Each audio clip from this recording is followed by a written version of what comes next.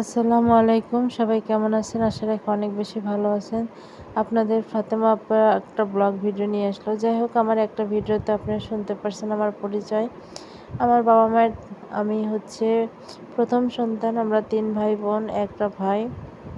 আর আমার এক বোন বলছিলাম যে ওমান প্রবাসী, আর এক বোন দেশেই প্রাইমারি চাকরি করে, আর ভাইটা দেশের বাইরে আছে, ইউরোপ কান্ট্রিতে।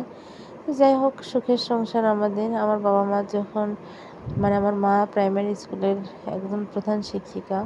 আমি তাদের একমাত্র বড় সন্তান। খুব অনেক আদরেই মানুষ হয়েছি। কিন্তু সেই সময় আমার দাদার অনেক অর্থ সম্পদ, টাকা পয়সা, কোনো কিছুর অভাব ছিল না। তারপরে আমার বাবা মা চাইছিল যে নিজের চেষ্টায় তারা সফল হবে। তো যাই হোক, আমার আম্মা যেহেতু প্রাইমারি চাকরি করতেন, কিন্তু আমার আম্মা তিলে তিলে পুরো সংসারটাকে কিভাবে সাজাবেন সেটা নিয়ে অনেক বেশি ব্যস্ত হয়ে থাকতেন, এবং অনেক বেশি পরিশ্রম করে প্রতি বছর বছর জমি জমা কিনতেন। আর করতেন, তখন আমরা অনেক ছোট ছিলাম। অনেক বেশি পরিশ্রম করতেন আমার আম্মু।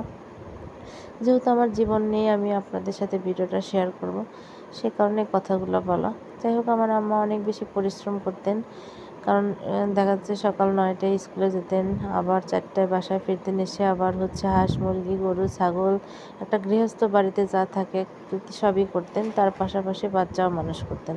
তা আমি ছোটোবেলা, আমার শৈশবটা কেটেছে আমার নানা বাড়ি, কারণ আমার খালারা আমাকে অনেক বেশি ভালোবাসতেন। আর শিশুকাল থেকে আমি আমার আম্মা যেহেতু প্রাইমারি চাকরি করেন, তো উনি পিটিআই করতেন। তখন থেকে আমার খালামণিরাই আমাকে মানুষ করছে। নানা নানি এবং খালাম্মাদের কাছে আমি থাকতাম। তো যেহেতু যখন আমি ক্লাস 7-এ পড়বো, সেই সময় আমার গ্রামের বাড়িতে আমার নানা বাড়ি থেকে চলে আসি। এসে আমি আমার পার্শ্ববর্তী গ্রামের একটা স্কুলে ভর্তি হই। তখন থেকে আমার জীবন যুদ্ধ শুরু হয়। আমি পড়াশোনা করি, আর বাবা মায়ের সংসারও, আমি যেহেতু বড় মেয়ে, মাঝে মাঝে বাবা মায়ের সাথে কাজকাম সব কিছু করি। আর ছোটোবেলা থেকে আমার আম্মা আমাকে অনেক কাজে শিখাইছে আর কি, রান্না বান্না, ঘর মোছা, ঘর লেপা পোছা। যেহেতু তখন আমাদের মাটির বাড়ি ছিল, তখন কাঁচা বাড়ি, তো ওগুলো করতে হতো। আমি স্কুল থেকে এসে সারাদিন শেষ বিকেলটা আমি সব কাজ গুছিয়ে রাখতাম। আমার আম্মা স্কুল থেকে আসার পর বিকেলে রান্না বান্না করতো। সুখে সংসার চলতেছিল।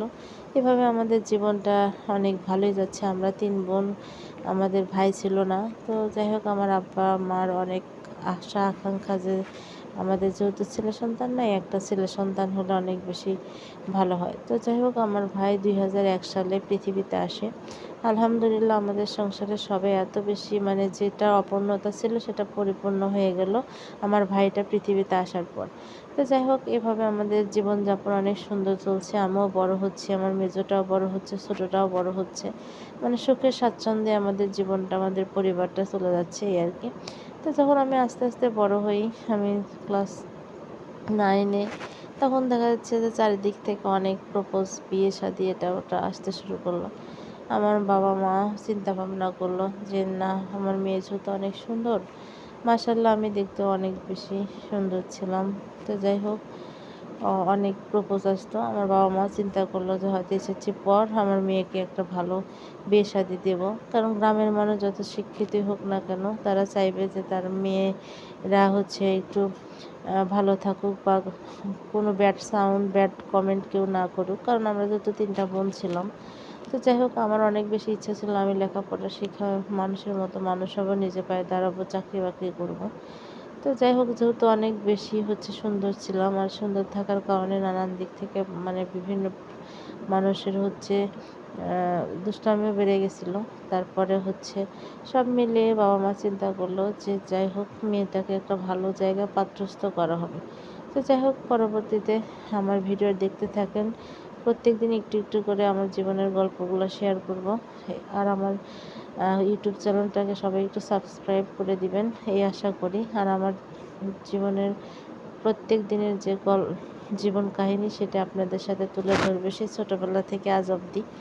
তো সে পর্যন্ত আপনারা সবাই ভালো থাকেন, সুস্থ থাকেন, সুন্দর থাকেন, এই আর কি। আপনাদের ফাতেমা আপু অবশ্যই আপনাদের মন থেকে অনেক বেশি দোয়া করে।